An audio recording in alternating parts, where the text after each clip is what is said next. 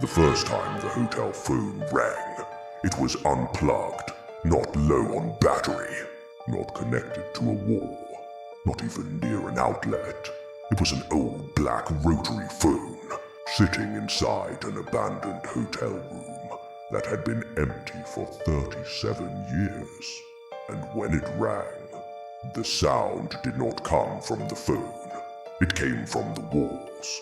The hotel was called the Marrow House. Nobody in town used that name anymore. Most people just called it the place near the trees, like saying the real name might wake it up.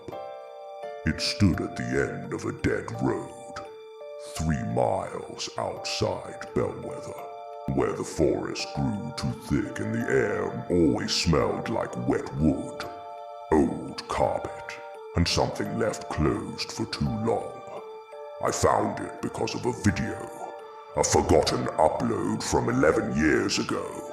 Only 400 views. The title was simple: Phone Call from Room 9. The video showed a dark hallway inside the hotel. Black and white footage, bad audio, a flashlight shaking in someone's hand. At the end of the hall was a door, room 9. The person filming whispered, "It's ringing again." Then the camera turned toward an old payphone on the wall. The receiver was missing. The cord was cut, but in the audio, you could hear it. A phone ringing, slow, patient, like whoever was calling already knew someone would answer. Then the person filming said one sentence that made my stomach tighten. "That's my mother's ringtone." The video cut to black. I watched it 5 times. Then I did the stupid thing every horror story warns you not to do. I went looking for the hotel. I told myself it was for content. I ran a small horror channel back then. Abandoned places, strange stories, old legends. The Marrow House felt perfect. An empty hotel, a dead hallway, a phone that rang without a line. What I didn't understand yet was that some places don't become haunted because people die there. Some places become haunted because people keep listening. I arrived just before sunset. The road was barely visible. Branches scraped both sides of my car like fingernails. My headlights caught old fence posts, broken warning signs, and trees standing so close. Together they looked like they were guarding something. Then the hotel appeared, 3 stories tall, narrow windows. A collapsed sign hanging over the entrance. The Marrow House. 1 letter had fallen off. So, from the road it read, "The Marrow HUs." Like the building had forgotten the word house, but remembered Marrow. I parked outside and sat there for a minute. There was no wind, no birds, no insects, just the engine ticking as it cooled down, and the hotel standing there like it had been expecting me. The front doors were chained, but the side entrance near the kitchen had already been forced open. Inside, the air felt old enough to have weight. My flashlight moved over broken tiles, a dusty reception desk, a guest book, and a row of brass room keys still hanging behind the counter. Most keys were missing, but room 9 was still there. A small brass tag, dark with age. I don't know why I took it. Maybe because I wanted a good shot. Maybe because something in that building had already started teaching my hands what to do. The moment my fingers touched the key, The lobby phone rang. It sat behind the desk, half buried under plaster dust. A beige phone with no cable attached. It rang twice, then stopped. My flashlight froze on it. Then from somewhere above me, a floorboard creaked one step, then another, not random settling. Footsteps. Slow, careful footsteps, moving across the ceiling, toward the stairs. I should have left. Every smart part of me knew that. But leaving meant going home with a story that had no ending. So I raised the camera and started recording.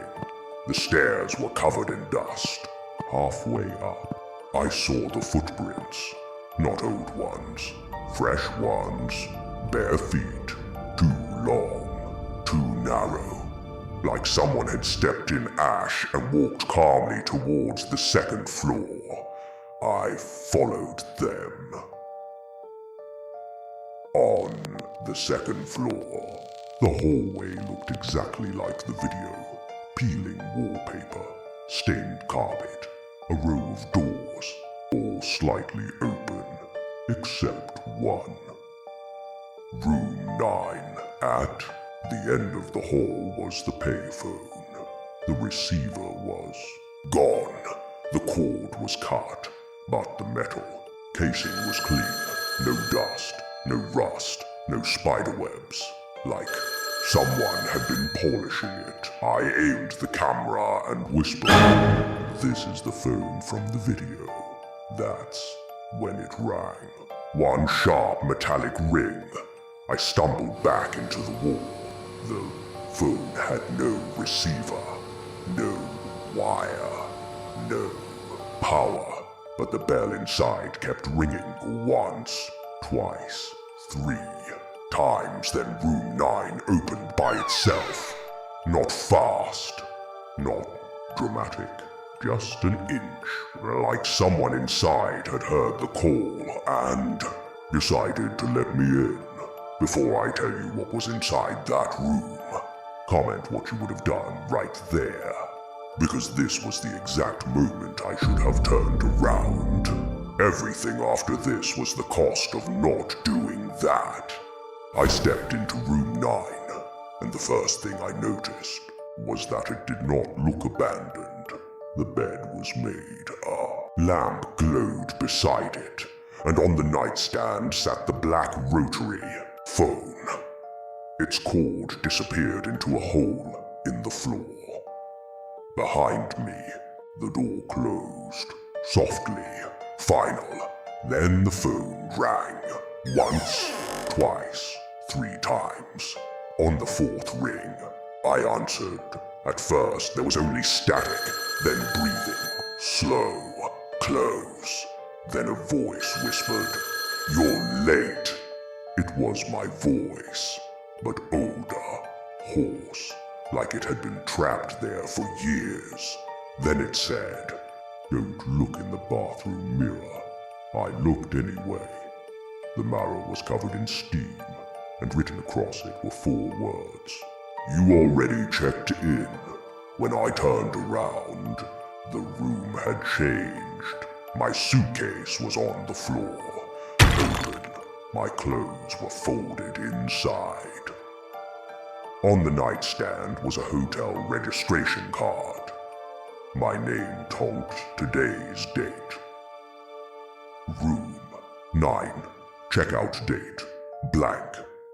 Then the hallway filled with voices, guests walking past, a child humming top old piano music downstairs. The hotel was full. I ran through the hallway, down the stairs, past the lobby. The receptionist stood behind the desk, her face hidden under a black veil. She held out the phone and whispered, "For you." I ran outside. My car was still there, but the dashboard clock read 2:17 a.m. 5 hours were gone. When I got home, I checked the camera. The footage showed me in room 9, but behind me, in the mirror, an old man sat on the bed, wearing my jacket, holding the phone, whispering in my voice, "You're late." 3 nights later, my apartment phone rang. I don't own an apartment phone. On my coffee table sat the black rotary phone from room 9. Then every phone in my apartment began ringing. My cell phone, my laptop, the alarm clock, even a toy phone from a box I had not opened in years. And through all of them, my voice whispered, "Answer, and you can leave." But I knew it was lying. The hotel never lets people leave. It only lets them bring it somewhere new. So if you ever hear a phone ring from a room that should be empty, do not answer it. If you find a brass key with the number 9, do not touch it. And if you ever see a video called Phone Call from Room 9, don't watch it twice, because the second time, it learns your name. The phone is ringing again now. If this story kept you watching, like the video, follow for more horror stories, and subscribe so you don't miss the next one. And tell me in the comments what you would do if a phone rang in a room with no wires. But don't type your real name. The hotel reads the guest book, and tonight I can hear the receptionist turning the page.